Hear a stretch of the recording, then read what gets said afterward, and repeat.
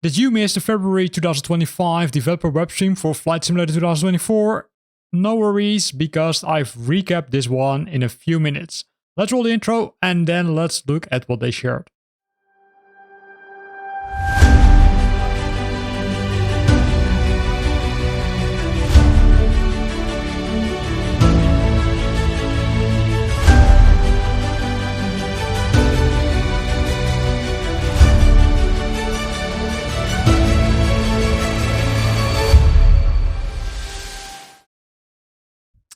Earlier this week, it was time for the first developer stream for Flight Simulator 2024, with the known suspects, Jörg Neumann, right, head of Microsoft Flight Simulator, Sebastian Vlok, Asobo CEO and co-founder, as well as Marshall Bassar, executive producer for Flight Simulator. The first thing they, of course, discussed was that nightmare with launching the game, right? They discussed a lot of details where we saw this screen, or maybe you did see this screen, which took amazing amount of time, or maybe you experienced a lot of crashes, right? Or maybe you saw this screen, server issues detected. So that's the most important thing which they discussed, right? They went to the whole roadmap, but also to the whole bug list. And the bug list, we discussed it in an earlier video, but just to show you an item or an overview of the list, right? This is one of the pages, but there are far more. The good news is that the team is working heavily on fixing those issues, and a lot of these fixes are already included in Sim update number 1, which is around the corner and which might be available sooner than you expect. For some of the issues we need to wait a little bit longer, right? Because they will be released in Sim update number 2 or maybe even Sim update number 3.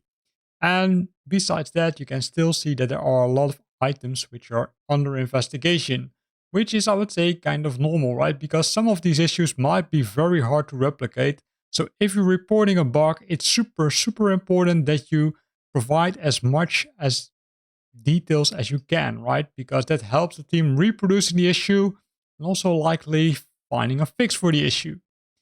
Besides that, of course, they went to some other things like, okay, hey, we want to have some new features, like implement the weather and terrain APIs for airport developers. Or maybe some other things like, for example, please update cities, airports in South Korea, a lot of them are missing. Or force feedback support. Those of them are the wishlist items and they are actively looking at that. Besides that, it was time for the announcement of this new aircraft, right? This will be developed by Coronado, as you can see, and this is a really interesting aircraft. They will call it the Make Good number 1, which is the famous flyer number 11 already, the Cessna 185 Foxtrot. As you can see, it's really detailed, and I would say that's kind of expected. The good news is that this aircraft comes into multiple, let's say, variations, right? Here, for example, you can see the cockpit, which looks really cool. But if we look at further screens, we can also see that it can, yes, you see it correctly, be used on the water, right? So it's also waterplane. So it will be available for free, just as I would say, make it a little bit better, soften the pain which we all suffered when buying Flight Simulator 2024 and when we experienced all the issues with the launch of the game. There were more pictures, even a video of this aircraft included in the live stream, which looked really amazing because you can see a lot of details are added to this one. You can see it taking off, and here you can see the next one, because that's also good news, is that they released or announced the Make Good number 2, the cap for Paulistinha, and you can see the Brazilian flag, which means that this one will be released together with the next world update, which indeed takes place in Brazil. But that's not really new, right? Because we already knew that. This aircraft, by the way, is developed by INI Builds or INI Builds. I'm not sure how you pronounce their name, but that's really cool. So what did they announce further, right? Likely the thing which we all have been waiting for, a clear roadmap. And if we start at the top, we can see the world update. World update number 19, Brazil, has been announced, right? Will be available in March 2025. So currently it's February, so we need to wait, I would say, likely 2 months, and that will be there. The exact date for the world update was not mentioned, if I'm correctly. Look home to my notes. No, it was not announced correctly, or not correctly. It was not announced detailed enough. but it still is pretty cool that they will release this one. This one will be released together with the local legend number 20, the Cap 4, which we saw earlier. Then, for you who want to have a new aircraft, then you have, say, a lot of luck, because this month, again, not 100% confirmed which date it is, the famous flyer number 11 will be there. It's a Cessna 185 Foxtrot. This will be really cool. And as you can see, with a lot of details already as seen in previous screenshots. Then together with that, there will be the sim update number 1, which will be released in February 2025. This is also a pretty nice one. And there's already, I would say, an ongoing, beta version running, right? So if you want to participate in the beta version, then have a look at my channel, because there are multiple videos about that, how to join it and then how to test it. There are a lot of fixes in it, and that's really good, I would say. Then sim update number 2. Here there states there is no date, but based on some rumors, it is likely gonna land in April this year, because that's based on the release procedures, which Sobo mentioned. But there was, I would say, also a kind of, a little bit, not pushback, but also a little bit, I would say, situation where they said, we need to be sure that these updates are good. And likely this is based on the experience with the launch of the game. And likely they don't want to face that again, right?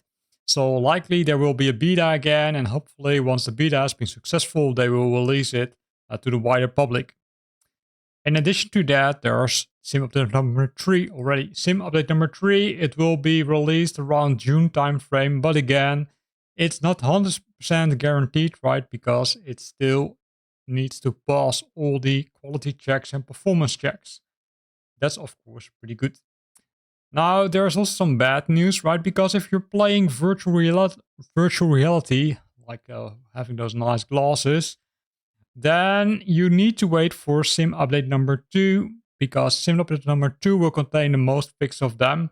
Sim update number 1 contains some partial fixes for the VR issues, but based on their investigation, they say that 10% of the Flight Simulator players are using VR, which also would say is of course a large group, but probably they would say decided to give the other group, which is the non-VR players, a little bit more priority.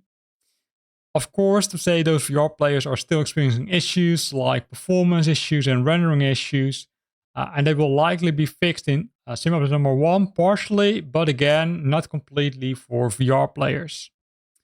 Then what else is going on, right? So there were some things which were discussed, like the server-side updates. So they clarified something about those server-side updates, right? So the sim updates, I would say, are not 100%, of course, server updates. It's also a large portion of them will be installed on the local device, which means on your local machine. However, for example, aircraft and scenery, those is what they call the streamed updates, and they can be updated on the fly. So there's no need to, I would say, reinstall them. Which also brings us another topic is, when will it be possible to download content? And that was an interesting topic. They were still, debating about it. It will come, but I'm not sure which timelines are there before it's available. And then you can decide to download specific aircraft or specific scenery. However, it was recommended not to do it and to use the, I would say, streaming, because according to them, it should work normally good. But hey, not everyone has a very stable internet connection, so it really depends per scenario. At least that's what I would say. That brings another topic up with the Xbox performance issues, right? So the memory fragmentation on the Xbox, that resulted in a lot of performance drops. And what they did is they said, okay, hey, let's look at it. And they figured out that it's caused by the quick resume feature. The quick resume feature, for those who are playing on Xbox, right? You can really start the game really fast, because you, I would say, kind of put it in standby and then return, I would say, make it active again. However, that caused some performance issues with memory fragmentation. So there's a workaround for now, I would say, that is simply shut down the complete game instead of putting it in hibernate mode. Then there were some other things like the RAM and VRAM optimizations. So As you saw on the bug list, there was a VRAM bug reported, and that was also causing a lot of issues, right? So they want to reduce the memory footprint on the aircraft, airports, and textures without degrading visual quality. So they're gonna optimize it, they're gonna make some changes, which should avoid that.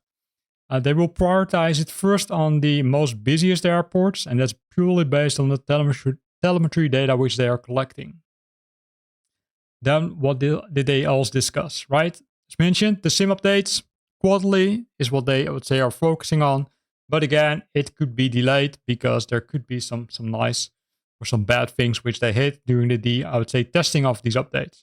So let's hope that they will do the beta testing a little bit longer than Flight Simulator 2024 beta, because I think that was simply too short. And it's also what they mentioned, right? They mentioned, hey, they were kind of surprised by the number of issues reported or experienced during that beta time frame, because they didn't experience a lot, according to them. So timelines are flexible, right? Which means, okay, hey, that's good. So short term for the beta releases and for the future updates. They say they have got a plans for a year-long alpha and beta testing phases before major releases to ensure stability. So the question is, of course, how realistic would that be, right? Because if you are going to release something, how long are you going to wait before you're, say, putting it into the wider field? I would say alpha releasing is, would say, something which a lot of companies do, of course. But the question is, okay, is it acceptable for the community that they need to wait for a very long time until some serious issues have been fixed? That's, of course, the question. And that's why you probably also see that a lot of people are falling back to Flight Simulator 2020 as we speak, right? Because they think Flight Simulator 2024 isn't on par, especially due to the large number of issues, but also maybe due to the marketplace not being available. And that's also some good news, right? So based on those rumors, the marketplace will open pretty soonish, also likely somewhere February, March timeframe. And then you will be able to access the marketplace, which also would give them the ability to add some new stuff to Flight Simulator 2024. Some new content, some new missions, some new aircrafts. And I think that's a more than a warm welcome for everybody who plays Flight Simulator 2024 already.